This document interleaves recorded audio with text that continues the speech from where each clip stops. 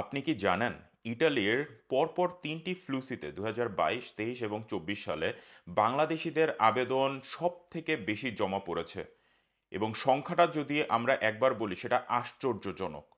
2022 সালে 45%, 2023 সালে 63% এবং 2024 সালে 51%। চিন্তা করা যায়। আজকের ভিডিও ইটালি সম্পর্কিত আমি এই পর্যন্ত যত ভিডিও বানিয়েছি সব থেকে বেশি গুরুত্বপূর্ণ। প্রশ্ন থাকবে আপনাদের কাছে। মেলোনি গভর্নমেন্ট গত পরশুদিন তার মন্ত্রিসভার মিটিংয়ে কিছু তথ্য উপাত্ত বিশ্লেষণ করে। এটা বাংলাদেশিদের জন্য আশীর্বাদ স্বরূপ নাকি ইটালির রাস্তা বাংলাদেশিদের জন্য চিরতরে বন্ধ হয়ে যাচ্ছে? প্রশ্ন থাকবে আপনাদের কাছে, কমেন্ট বক্সে উত্তর দিয়ে যাবেন। শুধুমাত্র একটাই রিকোয়েস্ট থাকবে, ভিডিওটা শেয়ার করে দিবেন, অন্যকে জানার সুযোগ করে দিবেন। আজকে আমরা পাই টু পাই আমরা কথা বলবো ইটালির ফ্লুসি নিয়ে। সম্পূর্ণ জিনিসটা আপনাদের বুঝায় দেওয়ার চেষ্টা করব, দয়া করে পুরো ভিডিও দেখবেন। সবার প্রথমে এই চারটা আমরা নিয়ে একটু আলোচনা করি যে কোন কোন দেশ থেকে ফ্লুসিতে সব থেকে বেশি লোক আসে। বাংলাদেশের পরেই আছে মরক্কোর অবস্থান, কিন্তু একবার চিন্তা করেন 2022, 23 আর 24 যদি মিলাই, যথাক্রমে 16, 10 এবং 14% লোক শুধু আবেদন করেছে।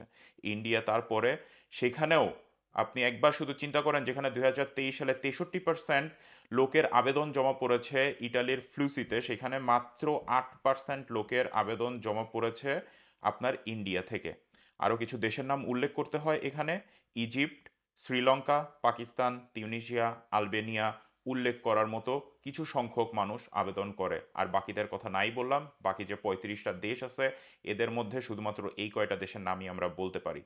এই তথ্য সবার প্রথমে আপনারা শুধু শুনে একটু খুশি হয়ে নেন যে বাংলাদেশ থেকে আবেদন যেরকম জমা বেশি পড়ে, ভিসা নিয়ে ইটালিতে প্রবেশও করে অনেক বেশি। কিন্তু চিন্তার জায়গা এখানে না, খেলাটা শুরু এখন থেকে। 4 জুন মন্ত্রিসভার মিটিং বসে। মেলোনি গভর্নমেন্টের মেইন উদ্দেশ্য ছিল সরকার যখন সে গঠন করে যে ইল্লিগাল ইমিগ্রেশন কোনো না কোনোভাবে সে ঠেকাবে। এই কারণে লিগালভাবে লোক কিভাবে আনা যায়, তারা 4 বছরের একটা ফ্লুসি দেয়: 2022, 23, 24 এবং 25। প্রথমে এটা 2022 সালের ফ্লুসি, যেটা 29 ডিসেম্বর আপনার 2022-এ ঘোষণা করা হয়। এর ক্লিক ডে সম্পন্ন হয় 2023 সালের 27 মার্চ। কিন্তু ফ্লুসি হইল, আবেদন করলো, ভিসা হইল, লোক আসলো, কিন্তু লোক কাজে জয়েন করলো না।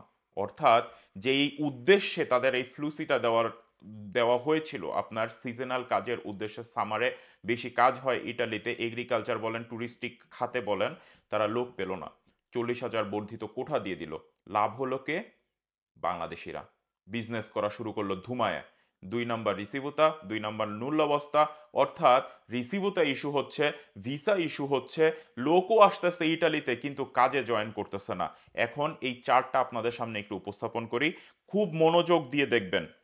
নুল্লাবস্তা কি পরিমাণ উঠলো, এটা 2023 সালের হিসাব অনুযায়ী আপনার সিজনালে 68,000-এর মতো নুল্লাবস্তা তারা ইস্যু করেছে। ট্যুরিস্টিক খাতে 5,000-এর মতো এবং নন সিজনাল বা স্পন্সরে প্রায় 31,000-এর মতো। এর এগেইনস্টে প্রতিটা দেশ থেকে হিসাব করলে গড়ে আপনার সর্বমোট ভিসা ইস্যু করা হয়েছে 34,000। 2000 ট্যুরিস্টিকে 2,500 এবং স্পন্সরে 17,000, অর্থাৎ প্রায় 50%-এর কাছাকাছি ভিসা পাইছে।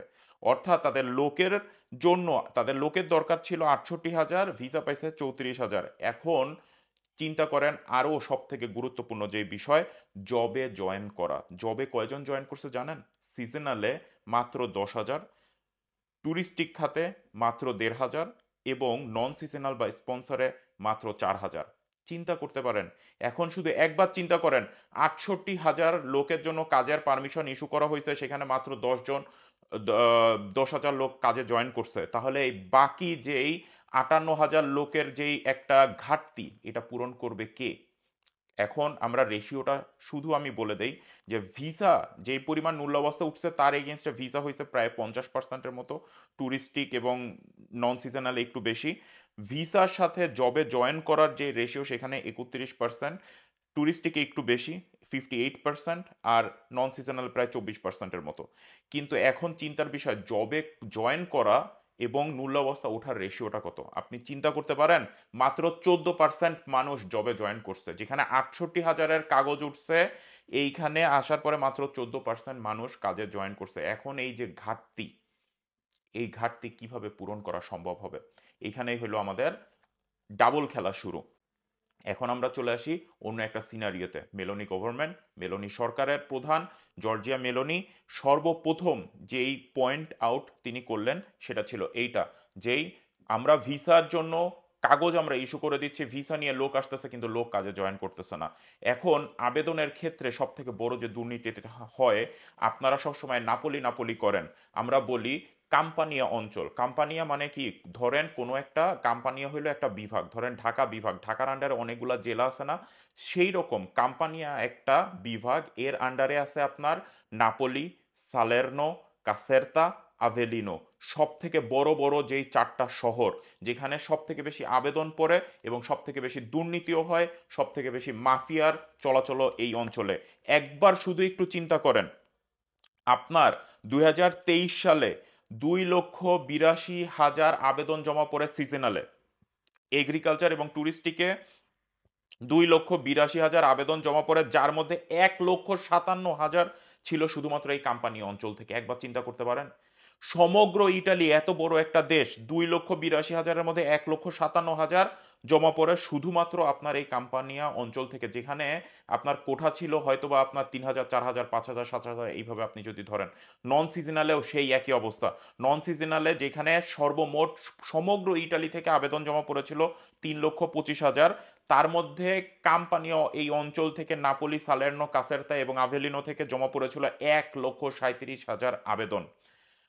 এরপরে আরো ভয়ঙ্কর একটা তথ্য দেই, এখানে তো লোক আসছে, ভিসা হইছে, এখানে আসছে, জবে জয়েন করছে মাত্র কয় পার্সেন্ট মানুষ জানেন? মাত্র 2.8% মানুষ। 100-এর মধ্যে 2.8% মানুষ জবে জয়েন করছে। 100 জনে মাত্র 3 জন যদি আমরা ধরি। এটা কল্পনাতীত একটা বিষয়, বার্নিং ইস্যু। সরকার পুরা চেইতা গেছে। প্রশ্নের উত্তর চলেন আমরা খোঁজা শুরু করি এখন। যেখানে কাম্পানিয়াতে আপনার কৃষিকাজের জন্য বরাদ্দ থাকে সম্পূর্ণ ইটালির মাত্র 6%, এবং পুগলিয়াতে যেখানে আপনার বরাদ্দ থাকে 12% সমগ্র ইটালি, সেখানে জমা পড়ে মাত্র 20,000 কাগজ। আর কাম্পানিয়াতে যেখানে মাত্র 6%-এর কম, সেখানে জমা পড়ে 1,57,000। কম্পেয়ারটা একটু করেন, কোথায় 1,57,000 আর কোথায় মাত্র 20,000। এরপরে আসে সব থেকে বড় কাহিনী, আবেদন জমা পড়ে কাদের সব থেকে বেশি? প্রথম চার্ট আপনাদের দেখাইছি, বাংলাদেশ।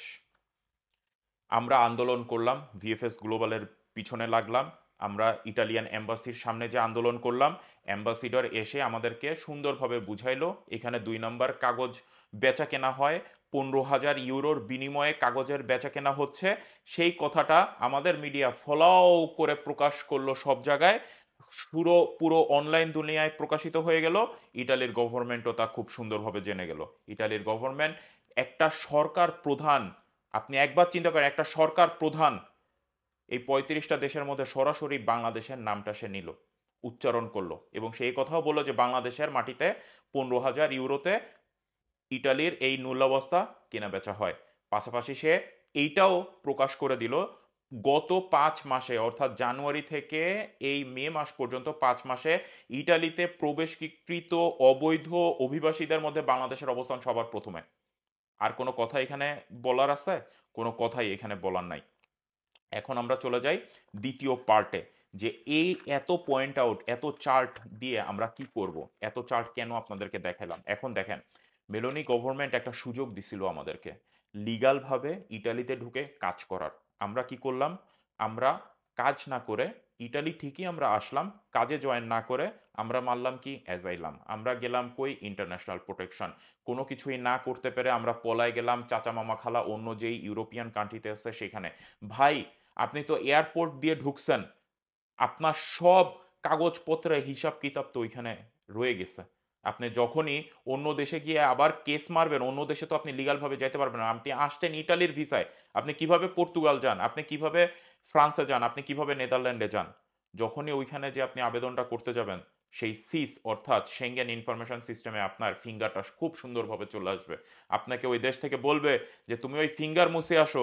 ফিঙ্গার যদি তুমি না মুছে আসতে পারো তাহলে তো তোমার কোনো খানা নাই বাবা। যাই হোক, সেগুলা পরে যাক। এখন আমরা আসি সবথেকে বার্নিং যেই অগ্নিঝরা যেই নিউজ, এটা কেউ আপনাদেরকে বলে নাই। ভিডিও ১০ মিনিটে এসে আমি আপনাদেরকে বলতেছি। বসিফিনি, বসিফিনি ল, অনেকেই এই ব্যাপারটা জানে না।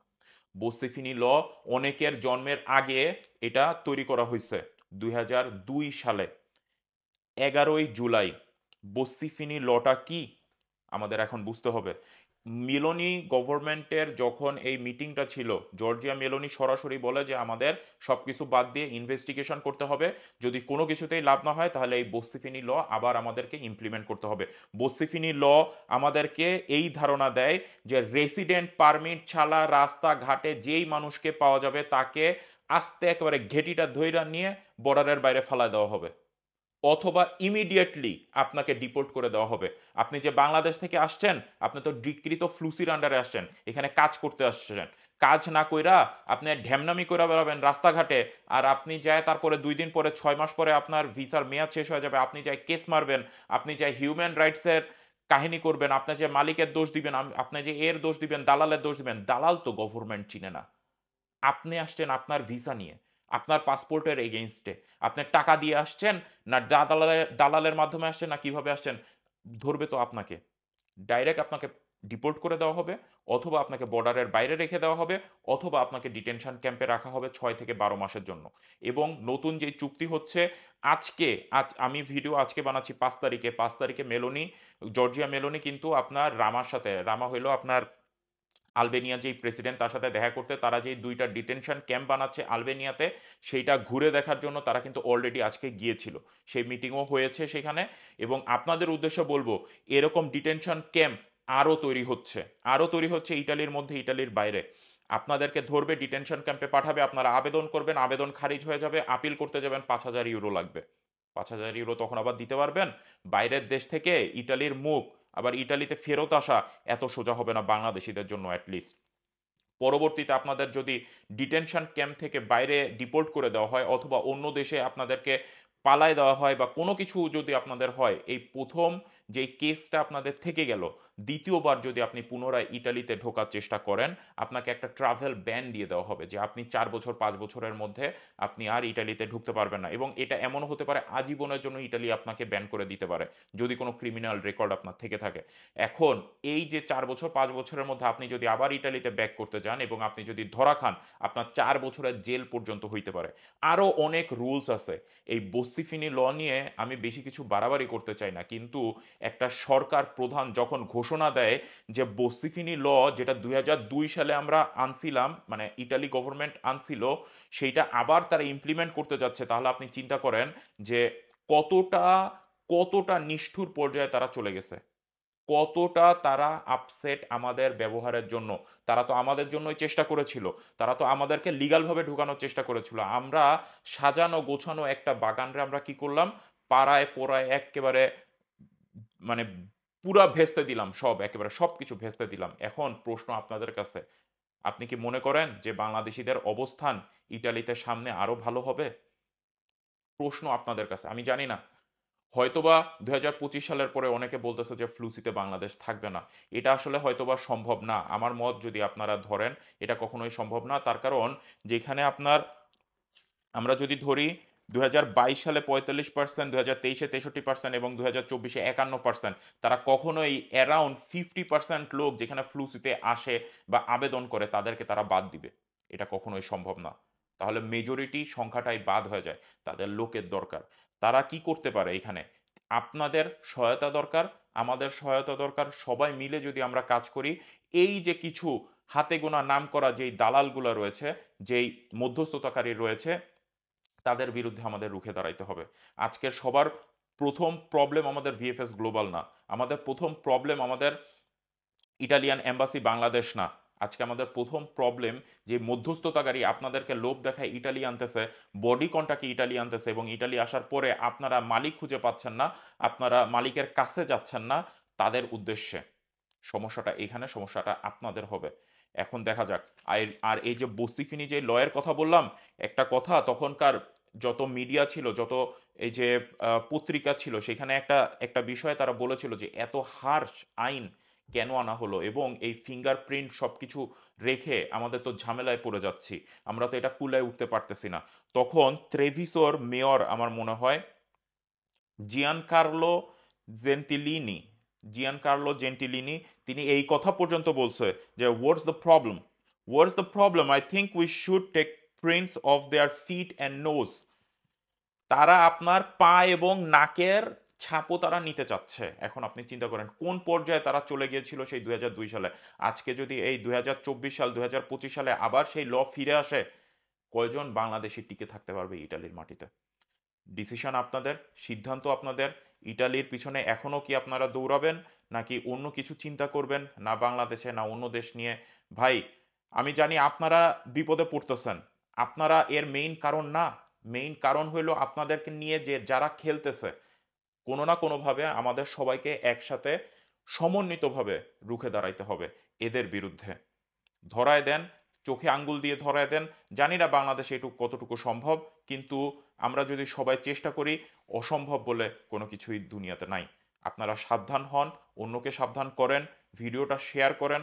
কোনো কিছু বুঝতে যদি আপনাদের সমস্যা হয়, আমার সাথে কন্ট্যাক্ট করেন, কমেন্ট বক্সে কোশ্চেন করেন, আমি অ্যান্সার দেওয়ার চেষ্টা করব। আর কিছু এখন বলতে চাই না। ভালোবাসা নিবেন, দোয়া করবেন আমার জন্য। আল্লাহ হাফেজ, আসসালামু আলাইকুম।